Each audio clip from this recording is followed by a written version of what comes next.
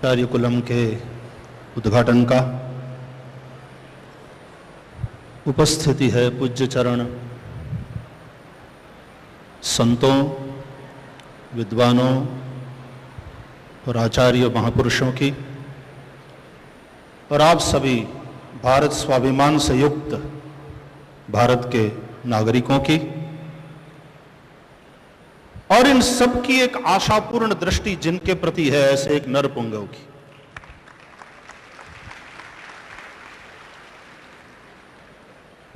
देश में परिवर्तन लाना है तो वो सही शिक्षा के माध्यम से ही संभव है। देश को केवल विभिन्न क्षेत्र का तज्ञ मिले ये पर्याप्त नहीं है। समाज को एक अच्छा इंसान मिले, राष्ट्र को एक समर्पित नागरिक मिले, इस प्रकार की शिक्षा होनी चाहिए। यहां पर आचार्य कुलम के उद्घाटन के अवसर पर बैठे हुए ऋषि कुमार और इन ऋषि बालिकाओं का दर्शन करने मात्र से मन में एक जो भाव प्रकट होता है और ये आशा बलवती होती है कि भविष्य के भारत का निर्माण करने वाले समर्पित नागरिक इस आचार्य कुलम के द्वारा राष्ट्र को और समाज को मिलेंगे। देश में कई घटनाएं घट रही है, भ्रष्टाचार है, दुराचार हो रहा है, लोग सब चिंतित है, चिंतन भी हो रहा है क्या करना चाहिए। मुझे लगता है कि इन अनेक प्रश्नों का एकमात्र कोई जवाब है तो वो है चरित्रशील नागरिक का निर्माण। और चरित्रशील नागरिक के निर्माण के प्रति यह संस्था समर्पित हो रही है। तब सभी यहां पर पधारे हुए ऋषिगण और देश के जो विचारशील लोग हैं वे स्वाभाविक रूप से प्रसन्न होंगे। रामकृष्ण देव को नरेंद्र दत्त की प्रतीक्षा थी। मुझे लगता है कि देश की सर्वोच्च सत्ता तक पहुंचने की रुचि और इच्छा तो सब में होती है, स्वाभाविक है, होनी भी चाहिए। हम गणतंत्र में जी रहे हैं,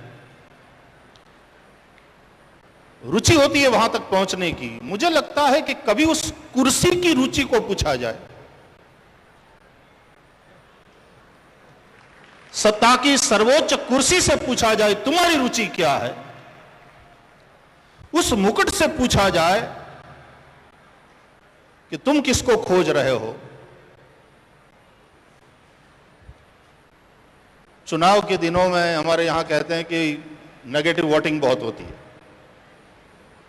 हम किसी के प्रति रोष प्रकट करते हैं अपना और कहते हैं कि भैया तू उठ, अब यहां से तुम उठो, लेकिन वहां आकर के कौन बैठ जाएगा उसकी उतनी हम फिक्र नहीं करते हैं। राष्ट्र के जागृत नागरिक के रूप में हमें फिक्र यह करनी है। देखो हमारी तो यहां परंपरा है कि कोई महापुरुष आ गया तो हम स्वयं उठ करके कहते हैं कि आप विराजिए, या तो किसी अपनों से कह देते हैं कि आप, और वो समझ करके ही उठ करके उस महापुरुष के लिए जगह करता है। ये हमारी परंपरा रही है, हमारा विवेक रहा। हमें किसी को केवल उठाना नहीं है, लेकिन योग्य व्यक्ति को वहां तक पहुंचाना ये राष्ट्र के नागरिक के रूप में हमारा दायित्व भी है और हमारा अधिकार भी है। मैं आपके लिए नहीं प्रार्थना कर रहा हूं, ईश्वर से प्रार्थना कर रहा हूं देश की सत्ता की कुर्सी के लिए कि उसको कोई साधारण अब व्यक्ति न मिले, उसको कोई नरेंद्र मिले, कोई नरपुंगव मिले। मुझे लगता है हां कुर्सी ढूंढ रही है, यही कुर्सी खोज में, वह मुकुट किसी योग्य सिर की खोज में। और मैं एक जरूर प्रार्थना करूंगा इस देश के लिए, हमारे देश के नागरिकों के लिए, कि साधु पुरुष जितना कोई वृद्ध महापुरुष है तो उसके प्रति हमारी विशेष भावना, विशेष श्रद्धा होती है, हम उनको प्रणाम करते हैं। लेकिन उस कुर्सी पर जिसको बिठाओ उसके पास शक्ति हो, अनुभव हो, निष्ठा हो, और जब तक वो ठीक से काम कर सकते हैं उस उम्र में हो, तभी ये कार्य का जिम्मा, ये दायित्व उनको सौंपेंगे तो राष्ट्र को बहुत उससे प्राप्त होगा। मैं राष्ट्र के लिए प्रार्थना करता हूं, उस कुर्सी के लिए प्रार्थना करता हूं, उसको नर इंद्र मिले। नमस्कार। तो राष्ट्र के मंगल के लिए उस कुर्सी पर एक ऐसा महामानव बैठे जो सबके दिलों में बैठा है। देखो भाई, बातें बहुत होती हैं। मैंने करीब 11 लाख किलोमीटर से ज्यादा की यात्रा हिंदुस्तान भर में की है और 11 करोड़ से ज्यादा लोगों की सभाएं और शिविर किए हैं। भाई, ये कोई प्रायोजित बात मैं नहीं कह रहा हूं, और किसी को देखना हो तो 2-4 दिन मेरे साथ रह करके देख लेना, क्योंकि कुछ दिनों के बाद वो हमारी अखंड यात्रा फिर से शुरू होने वाली है और तब तक चलेगी जब तक सत्ता और व्यवस्था नहीं बदल जाएगी।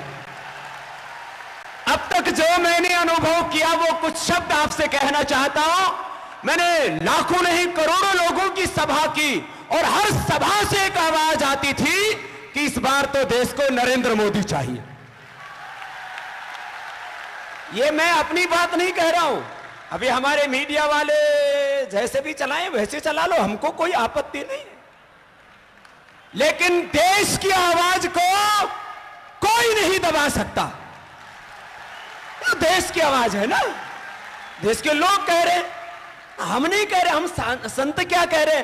और कोई हम संतों को भी अंडर एस्टिमेट करके देखे। ये हमारे मीडिया के लोग इस शब्द का प्रयोग करते हो, मैं तो संस्कृत वाला हूं।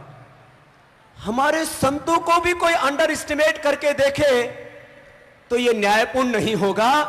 ये संत जो यहीं पर आज विराजमान है, ये जिस दिन संकल्प ले लेंगे, अरे आज 11 करोड़ लोगों का वोट लेकर के एक केंद्र में सत्ता चला रही है पार्टी, ये महापुरुष जिस दिन ठान लेंगे, एक नहीं 5-5 सरकारें बना सकते हैं ऐसी। इतना वोट बैंक इनके पीछे जुड़ा हुआ है, खड़ा हुआ है। अब उसकी दिशा क्या होगी ये अपने आप देश के लोग तय कर लेंगे, इसमें हमको ज्यादा पचड़े में पड़ने की जरूरत नहीं है। और जब जब देश पर कोई संकट आया है, गुजरात ने अपना एक बहुत बड़ा धर्म निभाया है। देश अंधकार में डूबा था तो महर्षि स्वामी दयानंद ने आकर के इस देश को रोशनी दी, प्रकाश दिया। और जब देश पराधीनता, गुलामी की बेड़ियों में जकड़ा था, तब महात्मा गांधी के तब से पूरा देश खड़ा हुआ और 565 रियासतों में बटे इस खंड खंड भारत को यदि अखंड करने का यदि किसी ने भागीरथ काम किया तो सरदार वल्लभ भाई पटेल। और आज राष्ट्र जिन चुनौतियों के दौर से गुजर रहा है, उसमें नरेंद्र मोदी भाई एक बड़ी भूमिका निभाएंगे, ये अकाट्य सत्य है। ये मेरी आवाज नहीं, आपकी क्या आवाज है भाई? अरे ये तो थोड़े से लोगों की आवाज यहां सुनाई दे रही है। बोले भारत माता की। तो हमारे पूज्य भाई श्री ने कहा कि ये तो कुर्सी पुकार रही है, बताओ कुर्सी की खोज है। तो ये तो कुर्सी की खोज है। दो महापुरुषों के आशीषों के बाद कुछ आपको सरप्राइज भी देंगे। मैं आगे बीच में थोड़ा भाई श्री ने कुर्सी की खोज की बात की, हम सब आत्मा की खोज में लगे हुए हैं, परमात्मा की खोज में लगे हैं। हर आत्मा की जब परमात्मा खोज है तो कुर्सी की भी नरेंद्र भाई खोज है। और जिसकी जो खोज होती है उसको मिल जाता है।